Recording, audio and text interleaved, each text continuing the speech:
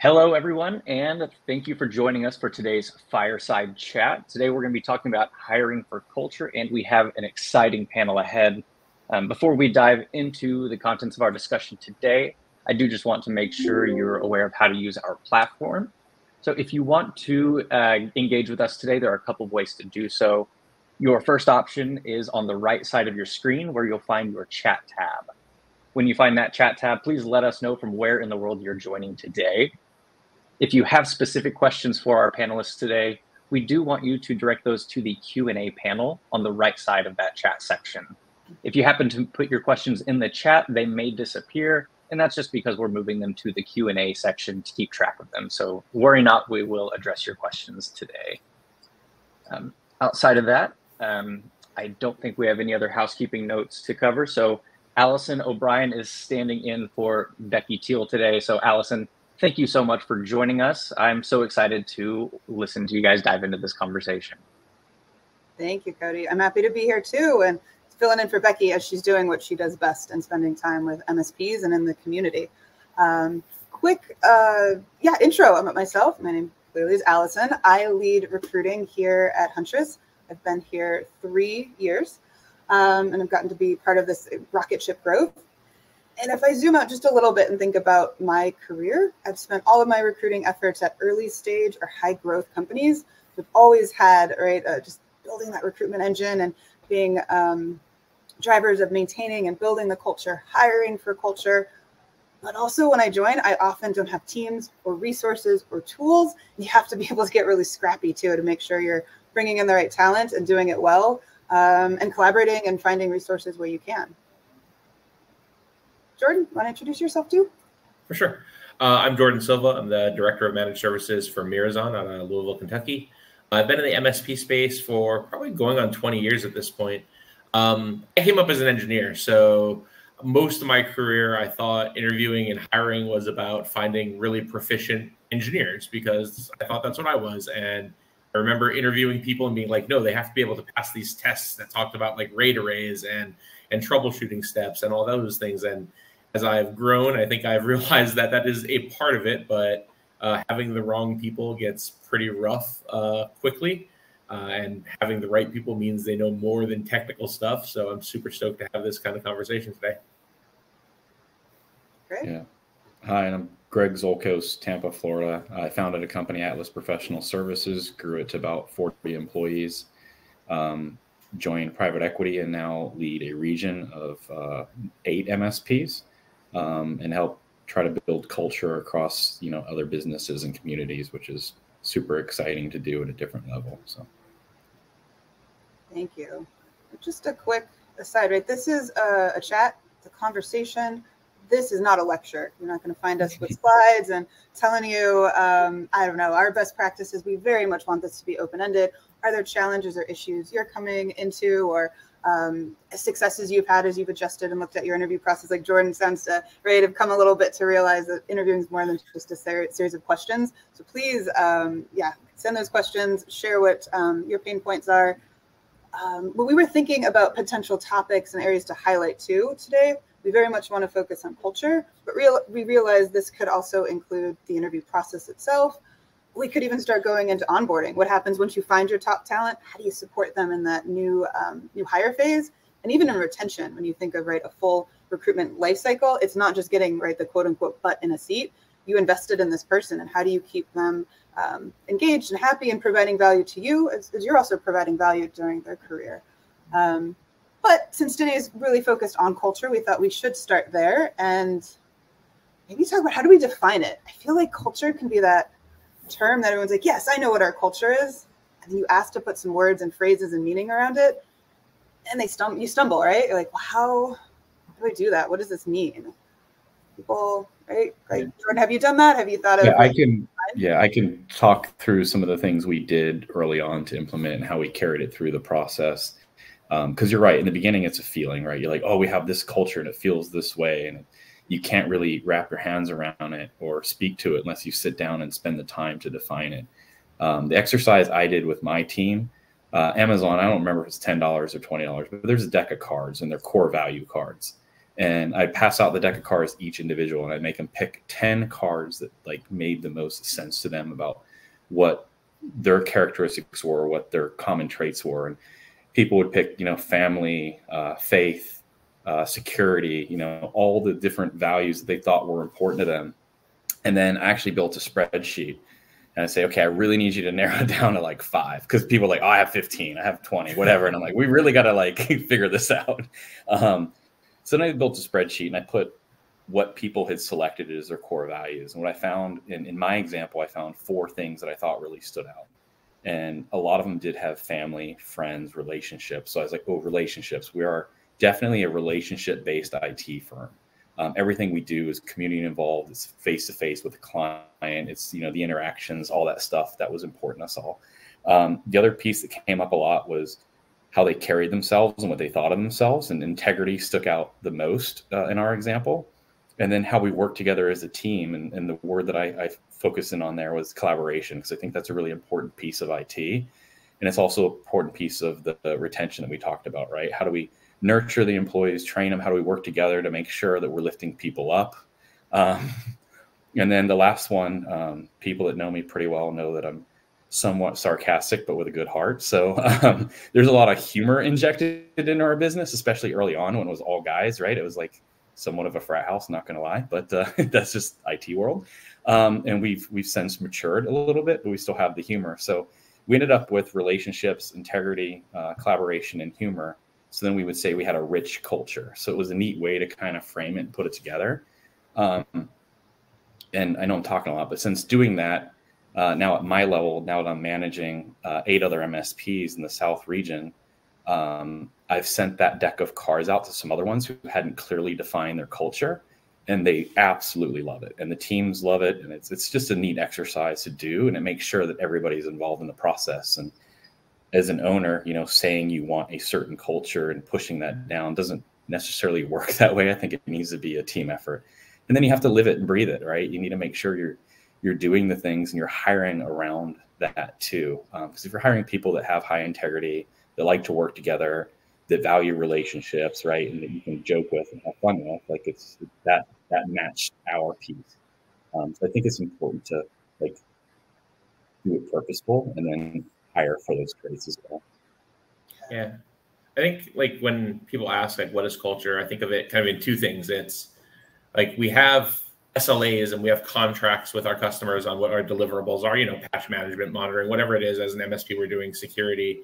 I think culture is like the social contract we keep. It's like that mutually agreed upon things on how we interact with each other and how we maintain ourselves. And they're the kind of like, you might say unspoken, but they should be spoken rules about how we're going to engage as people and humans with each other.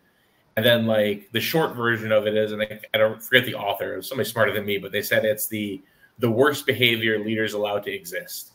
And is what's going to define your organization's culture. It's if you say, hey, we're going to do X, Y, and Z, but you allow those behaviors that undermine it, your culture is going to be defined by the worst things that you allow your team to do. And that might be, pushing off the important, hard conversations. It might be dodging those critical moments where we can self-correct to match our values and just letting it slide because it's hard right now and we're busy right now. So I think like if you keep, it's this mutual understanding that we're all responsible for maintaining, and it's always going to fall to the lowest level that a leader allows it to. That helps sort of drive where you need to be. I like that definition. That's great. And Greg, I love that you are so collaborative with your employees too, right? Because I'm hearing, right, culture is a living, breathing thing, and everyone feels it and participates in it. And turn right, the behavior you're allowed to have, even, right? Because you definitely know when someone doesn't fit that culture, right? They're behaving outside of the norms that you've created. And there's little things, right? Like if they would say something negative about themselves, I was like, well, my friend doesn't allow, my friend doesn't talk about themselves like that, or, you shouldn't feel that way. And you kind of have to keep reinforcing it and make sure that like you're building them up. You're making sure that like they're looking at it the same way you are and have the same perspective. And, I have never been to a meeting where someone said, I work for Greg, and I didn't instantly correct them. And I say, you work with Greg. Like that was never something that I allowed in my vocabulary because I thought it was demeaning to them. And I thought we're all doing the same thing. So I should include them in the important decisions, like defining company culture, like what events we do, where we spend our money, like what involvement we have in the community, all those things I wanted to do in a collaborative way. And that, again, goes back to the culture word, right? So I don't know, we wouldn't be able to define it and say we're collaborative without including them. So exactly. You defined it, you said it, and you live it and you breathe it too. Because, right, I think we all have heard examples. You put those values on the wall and your employees go, yeah, but that's not really it. And what a we've seen it. Yeah. We've seen it other places where it's just a slogan or something. It's just, so yeah, right. When your employees, define their culture to people outside of your org, right, they're going to point back to collaboration and feel really proud to talk about it. That's a big part of this too. I think the other piece of that is the customers and the people you service and the partners you work with. We make sure that matches our culture as well, because it's one thing for us to have it internally, but if we're not doing, the other pieces and not maintaining those values with our partnerships and our external relationships, then it devalues the whole system. It just doesn't work. Yeah, everybody kind of has to live up to it, right? It's if you're going to build this thing, and even teams individually within an organization as they get bigger, they can have their own cultures within a team, but it has to be in alignment, right? Like you can't say you're a collaborative organization and have a team off in a silo that says, no, we're individuals here. We are not team players. We like that doesn't really work. It's okay to say, hey, our SOX culture is X, Y, and Z because their role is different. So how they approach those values is probably a little bit different. So, from team to team, they might throw different kinds of parties. They might celebrate their wins differently. They might, they might deal with their losses differently, but they're all celebrating wins because that's part of the culture. Like how they do those things and how they live the values might differ. And I think it's really important to kind of understand that. And I mean, and that kind of goes to what we were talking about earlier, right, Allison, where it's like, that's how we get to what are we looking for when we're hiring is if we don't go through this exercise and we don't really know what we are, can we really look for somebody to match that? Or are we just sort of hoping that it lands correctly? Yeah, that's the piece you can't train. You can train the technical competencies. You can't train like characteristics of a human, right? And I'm seeing it more now that I'm managing 8 different companies. Everybody has their own cultural attributes, right? And how, the companies in North Carolina are a little bit different, South Carolina, whatever, but they all have like similar underlying principles or foundations that I think make up a great culture. And a lot of them are really nurturing type of people, which I think you really look for in a tech experience, like somebody that, wants to own the problem, wants to solve it, and they want to help the client. Those are the things I look for first. And obviously, there's a technical interview, all that kind of stuff too. But if they're a little weak there, I feel like you could train that a lot easier. Yeah, definitely. I think there's that. Like there's a competency level that you have to meet to get a job, because if you're too far below it, like you're just it's unfair to put candidates in that position. It's like trying to train someone to teach them to swim by just chucking them in the deep part of the ocean, right? Like all your hopes and dreams aren't saving you in that moment. But so there's this bottom level of technical competency, but I think like you're saying, the amount they care about solving the problem, how they interact, how they're willing to ask for help or engage with others to collaborate on solutions, and the ability to actually say, hey, I just don't know something and learn. I think those are all very, very hard things to teach people to be. And the ones who aren't, I mean, they'll burn out trying to fake it along the way just to fit in. But the technical stuff, definitely. I haven't read a textbook that taught me how to care about something yet. I've read plenty on how to fix a computer, I guess. That's a good insight. Well, Greg, you're starting to touch on that, right? Hopefully we've helped people define culture, think about your culture, ways to even spark some conversations. So how do you put that in your interview? I mean, there's questions you can ask about, how they maintain relationships or who's close to them, where they spend their time outside of work. I mean, part of the process, right? We want to work with people we enjoy spending time with. I've always said, and it's fairly true. I mean, we're with them just as much as we're with our family during wake hours, right? Or pretty close in some cases. So I want to make sure it's people you enjoy spending time with. So there's some personal questions you can throw in there once you learn a little bit about them, you see how they interact with that. And then, through the process, ask them how they handle certain situations, which might define like the integrity piece or collaboration. Do you enjoy working, individually, or do you like working in a team environment? Do you want to be remote only? Do you like, some of those things help define if they're going to be collaborative or not. And if they feel like they want to just own everything and run with it, then they're probably not going to fit into the role, and the team actually loses a lot of value from that, from individual performers, I think. Now, there's a place for people that excel like very highly as an individual performer, but if they're sharing knowledge and doing the other pieces, that's okay. So it's that. And I used to do a lot of, so the only book I kept from college, is organizational behavior. Cause I was just I don't know. It encompassed everything I thought was neat about building teams and building companies. And I built this company by happen chance. So it wasn't like I intentionally went out and like, oh, I'm going to do this. And I have my organizational behavior book. I'm going to do these things, but I did keep the book. But, I did a lot of cultural index type of surveys, like DISCs and, the other ones. And you would see like what traits and how people like to communicate with each other, how they like to be communicated to, how they like to communicate to you, like, and then what traits they had, like personality wise. And I would use those as part of the process to figure out like where they fell in the system. And one unique situation, two people that, when you meet them, they're opposite in so many ways, but their graph was like right in line with each other. I mean, you're talking like boy, girl, like different age, everything, but their traits were like right there. I was like, I think I'm hiring okay. Like, it's like, so it was helpful. And they're very reasonable to do. Yeah, I like asking questions, or I like asking questions about, defining good and bad. I think like if you ask a person like what makes a good customer, their questions kind of have to align, right? Like a lot of times you'll hear engineers who are just like, well, they don't argue with you, they're willing to spend money, and they'll just go into very tactical, like obedient type answers and not collaborative type answers, right? They want, if they come off as, hey, I just want people to do what I say, that's probably not what I'm looking for all the time. I want people who are answering more like, think through what is the customer's perspective on our role with them. Like we're supporting cast in these people's story. We are not the main character, right? So you have to have that perspective, and you will have to be there to want to help them and care about what their issue is. So a good customer is probably one that wants to collaborate, and by asking questions about what you're doing, they're showing that they're interested and they're caring and they're engaging.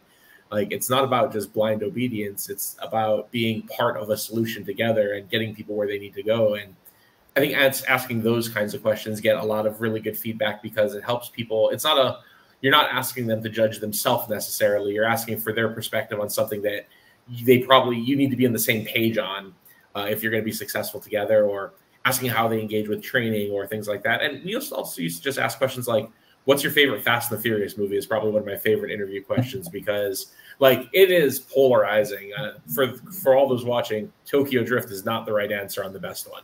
But like there's like 50 of them now. So you kind of see where they are in the spectrum of do they care about this movie? And it's interesting to see because people aren't expecting it. So you just get this, how do they react to just odd questions? And it gives you a very interesting talking point. Usually some people are just like, I've never watched any of them. And then, they're bad people, so you can move on. But no, I'm kidding.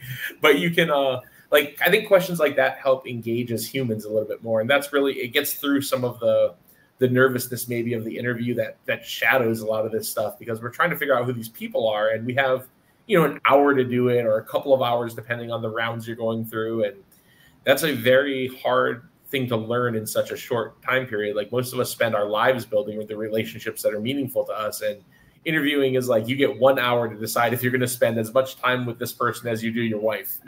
And that's kind of crazy. So you have to get creative, I think. For sure. I hear what you're both saying too, is in the questions you're asking, it's a tell and it's purposeful, right? This is what we value. This is our culture. This is what we care about, right? How we interact with our customers, how we solve problems with them. I'm a big fan of that, because you can a lot of times get candidates to self-select out. This is our culture. This is what we value. This is how we work together, which I actually think is kind of the core of that culture piece.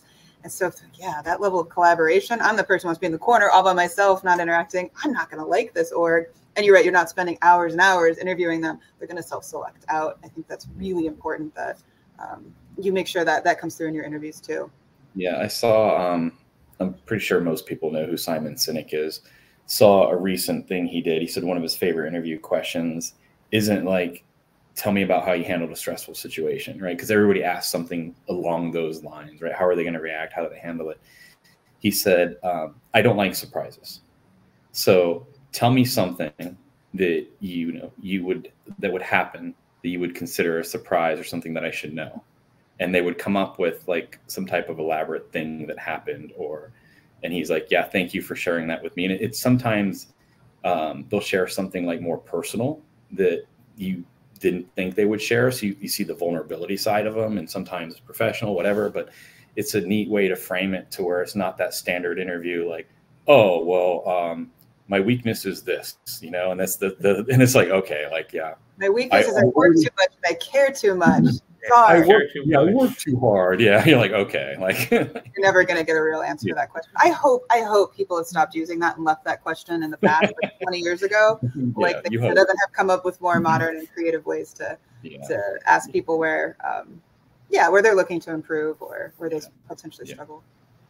And we do incorporate like, I did this for many years, and it kind of fell off because not a lot of people participated. I think it might have been too vulnerable for them, but I would ask them for like 3 personal and professional goals every year.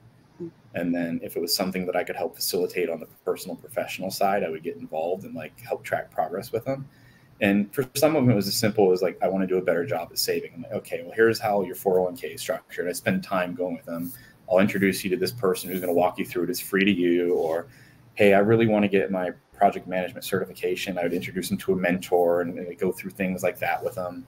So there's some neat things you can pull out of the interview and out of the employee side to like help them too as you bring them along. So yeah, I don't want to miss. We've got a few good questions. Yeah, Greg, it's like that even goes into retention, right? How do you support someone in their journey with you? And it's not just you show up, you do the job, your SLAs, and like we have more invested in our employees, right? In their journey and their growth and their time with us. Just their 8, probably more hours a day. Yeah, I think the hard thing with that investment is when it is a financial investment, whether it's around continuing education, certifications, things like that, that you don't get jaded if one person does these things, then immediately leaves for a promotion or something. I had to like reframe my mindset and be like, you know what, that's actually really good for them and their family, right? Like sucks for us temporarily, right? We'll find a replacement. Unfortunately, everybody is replaceable, including myself, right? So we will find a way to replace them. Really happy I'd kind of do the gratitude thing. I'm like really happy for them and their family. Ouch. But let me make sure that the next time I do this, I don't pull back and I still lean in and I say, this is still the right thing to do for them and their career. And I've seen other mentors of mine who were jaded by people over time. And I kept reminding myself, I don't want to, like, I love them for a lot of reasons as a mentor, but like, I don't want to be jaded with the like relationship piece because that's tough. What I tell like a lot of the managers that I'm bringing up under me is like, our goal is to make our team successful. And when somebody leaves for something like that, if they're leaving for a better opportunity, you hit your goal, you hit one of them, and it was to make somebody in your team very successful. The failure that you have to really look at in these situations is, why weren't we a place that they could continue growing with? Like, where was our failure there? Was it that we didn't have a position available and because we just didn't scale enough? That's the reality of business sometimes, is there isn't always upward mobility available at your scale. So you have to solve that problem if you want to solve that problem. But somebody getting a better opportunity means that you probably in some way influence and help that. And it's kind of bittersweet, right? Like you help make them successful if you're doing your job well and you train them. And I think Richard Branson said it, right? Like, I want everybody smart enough and good enough that they can get any job in the world. And I want my company to be good enough so they stay. I think that is a solid perspective on it. It sucks because you sometimes spend thousands of dollars to get them a good, solid cert and they're gone. But they did good, and that's cool. So you have to sort of just take pride in that, I guess. Yeah, and it's also like that, I guess, keeping that commitment, maintaining that commitment. Because I remember the first person I lost, I was like almost devastated. I'm like, oh my God, this is not good. And I was like, what could I have done better? And it wasn't a me thing. It was something for them. And then one gentleman I became really good friends with, and it was around 8. He was with me for 8 years. I still have the company I founded, the first hire, second hire, third, they're all still there. And he was the first one of that group to leave, and it was around the 8-year mark. And I was like, I'm going to match the salary. I'm going to put together a compelling offer. And I started doing all the finances. I figured out a way to make it work. And I sat him down, and I don't know what hit me, but I had like a light bulb. And I'm like, you know what? I'm going to do all these things. And I'm going to keep him from like doing something he wants to do, or having a new opportunity or challenge, or something that might be better for his family or whatever. Because I know he'll say yes, right? I know I can convince him. And it wasn't the right thing to do. And I had to like stop myself. And I just asked him, I said, hey, if I do all these things, I believe you will stay. But I believe what you're telling me, and you're not communicating, and I know this is hard for you, it's hard for me, is this is better for you, better for your family.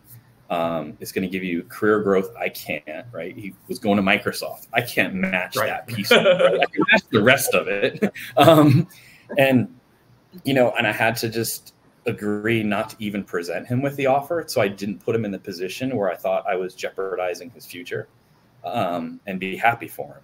And, we still hang out every few months. We're still really close friends. We talk and text all the time. He went to a football game with me last weekend. So it's, the relationship's still there, but it was like super challenging. And the reward he's gotten from that, I mean, for him and his family is amazing. So it's. I do think you can lean into that, right?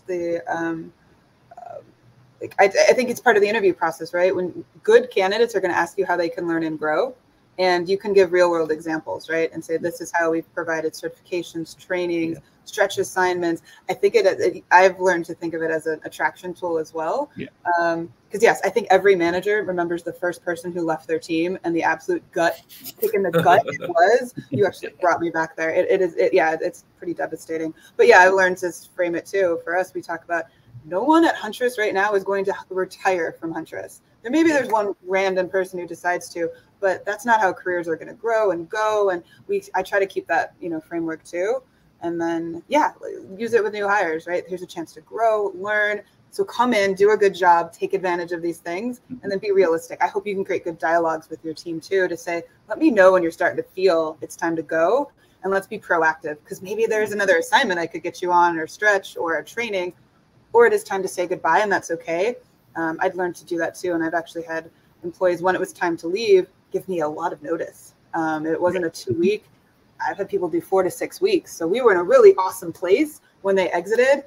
We had our goodbye party. We shed some tears, but it left our team in a good spot. It gave them, they felt like they were in control. So I think there's ways to frame that, to realize it's not just that gut check and kick that, I put all this time and effort into someone.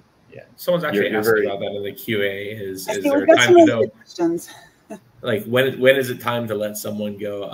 I think when they're no longer a net positive to your team, as kind of the short answer. There's a super good book that I had to read. It's called Necessary Endings. It's by Henry Cloud, and it goes really into like, how do you know it's time to exit a relationship? And I think culture is a big part of that. Like, I think people think culture is what makes people stay, but I think culture is also what forces people out of your org if you're doing it correctly, right? Like, and not because they're bad people. I think one of the lessons of the book is like, everybody can be successful, just not everybody can be successful here.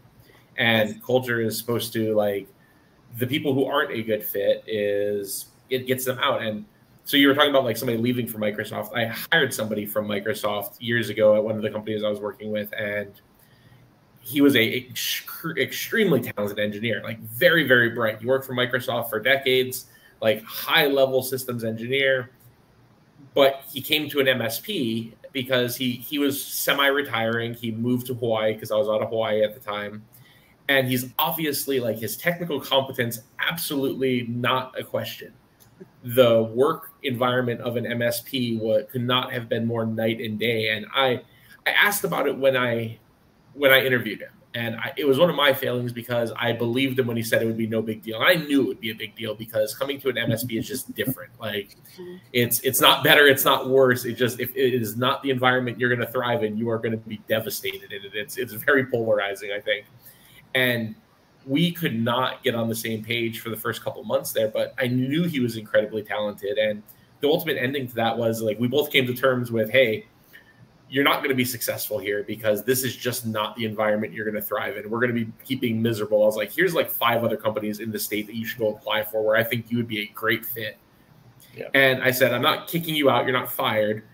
And it was like we were going into the holiday season, and I remember he interviewed for a bunch of them. He got a job, and then on his way out, he's like, "Hey, we're coming up on like Thanksgiving." He volunteered to take over on call for the whole holiday season because he's like, "I really appreciate that. At least we're able to recognize and come to terms." And like he's like, "Let the guys have the weekend, like the weeks off. I'll cover them until I'm exiting." And like he gave us like 4 or 5 weeks notice, and like he gave us a really good review afterwards on like Glassdoor or something, because I think it took a month for us to just figure out it was not going to work. And we spent another couple of months trying to just figure out the next steps for everybody. But I mean, he's a great person. Like we talked afterwards. I mean, highly technical, just horrendous fit for the culture that we had. And that's not a bad or good thing. It just wasn't the right culture. Yeah.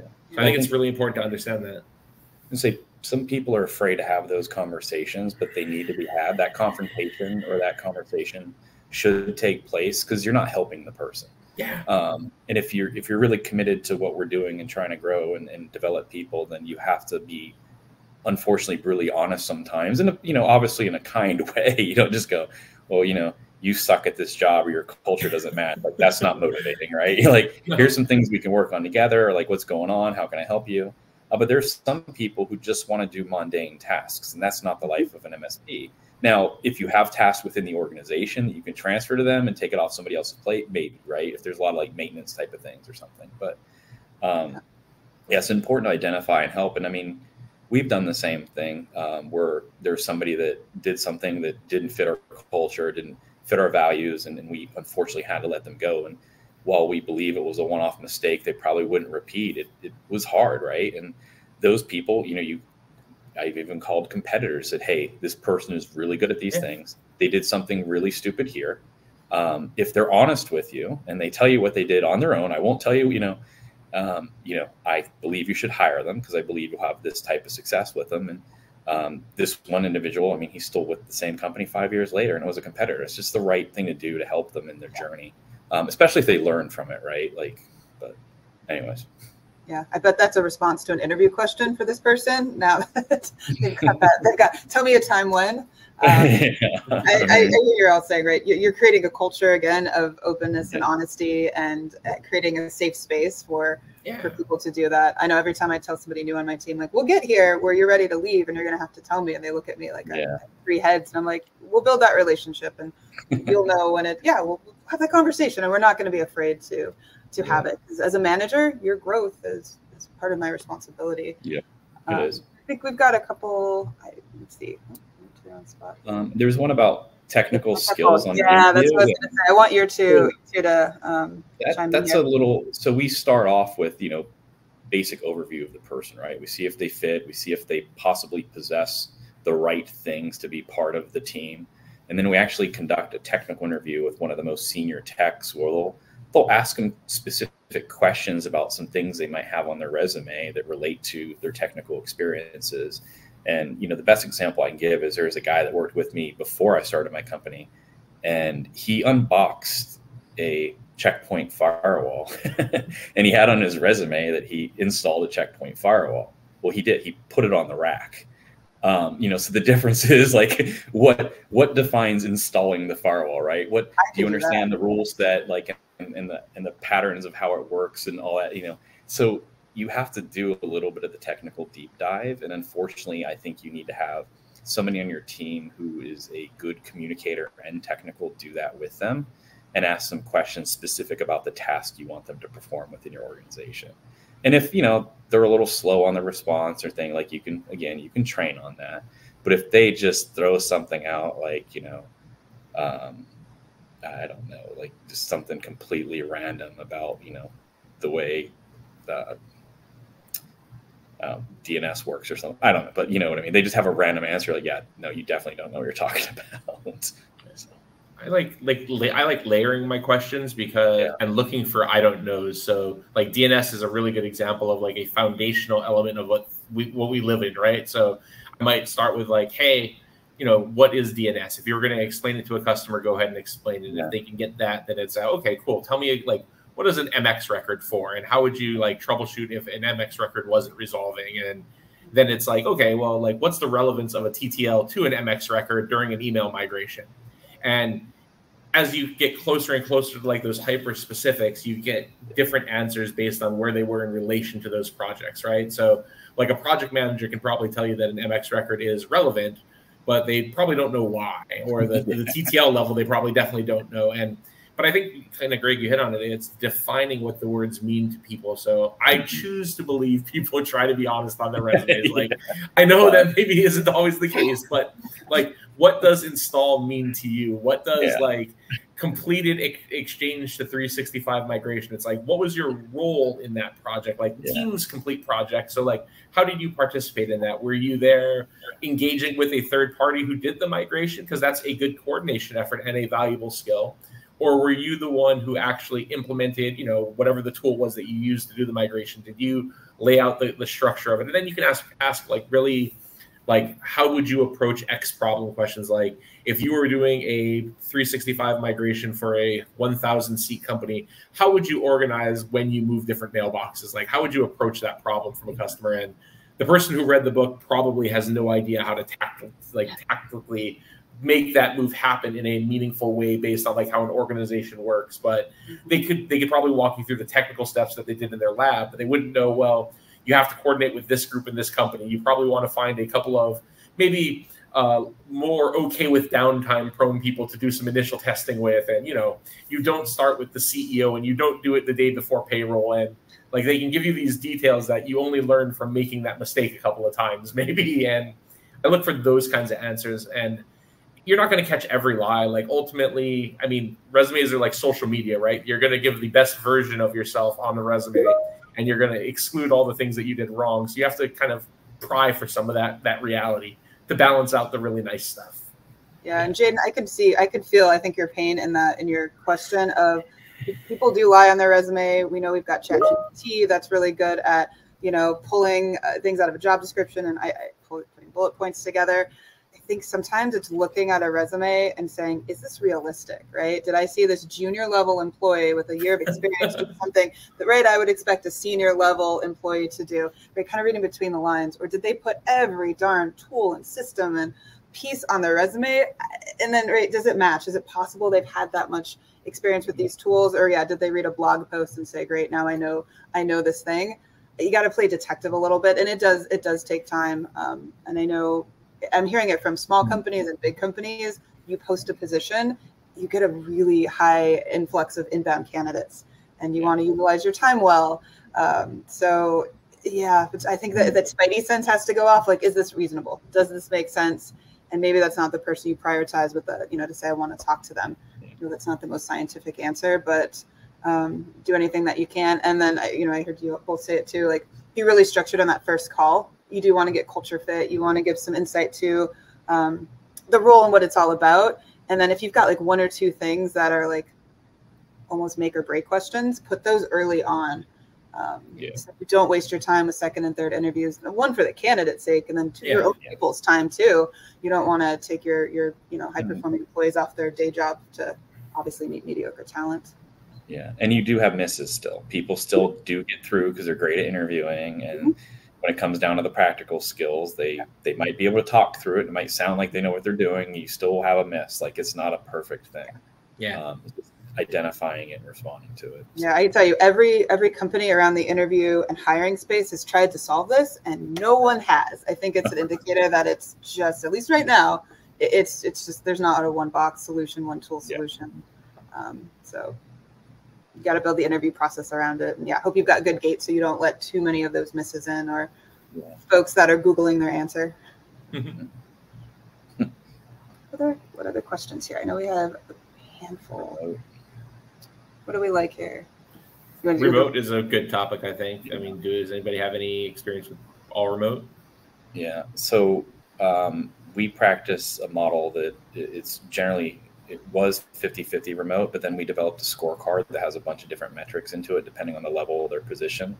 That could include like customer satisfaction, ticket closures, escalations, call outs, like all types of things that go into the scorecard. And if you're over a 90 or an A, right, you can be fully remote. But then when we have big meetings and team bonding events, we'd like to see you, of course. And then if you're in that like 75 to 90 range, you should be hybrid. because you either need more training or more more Exposure. accountability, I guess.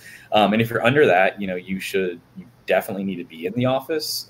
You need a lot more hand holding, or you're probably not a good fit. And that kind of helps a lot with trying to keep it in check. And listen, the demand is there, but what I'm finding is the tough piece to balance with the remote is going to be that culture piece. People end up extremely isolated. The collaboration just isn't as effective or as efficient, right? You can't go tap somebody on the shoulder and say, look at this with me. So there is a struggle there that I think you have to be really diligent about working on in a remote environment. It obviously works, but you have to find better ways to engage them, I think. Huntress is all remote, right, Allison? Correct. How do you guys do that? I'm curious. No, for sure. And truly, I don't know if Jonathan wants to chime in. I'm curious if his questions are more about how do you maintain or hire or build culture. There's a lot of things around remote. But yeah, my pitch to candidates is we are from Hawaii to Perth in Australia. We really do span the globe now. It is very intentional and very purposeful. And I'm happy to have a whole other conversation with our entire HR and people team. It's very purposeful and it takes a lot of time and effort, and we value it and put time and money towards it, truly. We know, I think most of you probably here know our co-founders, they deeply care about it. So it's important, but a lot of collaboration, a lot of culture and collaboration. We use Slack. We have some tools within there to build. Donut is actually a tool we like.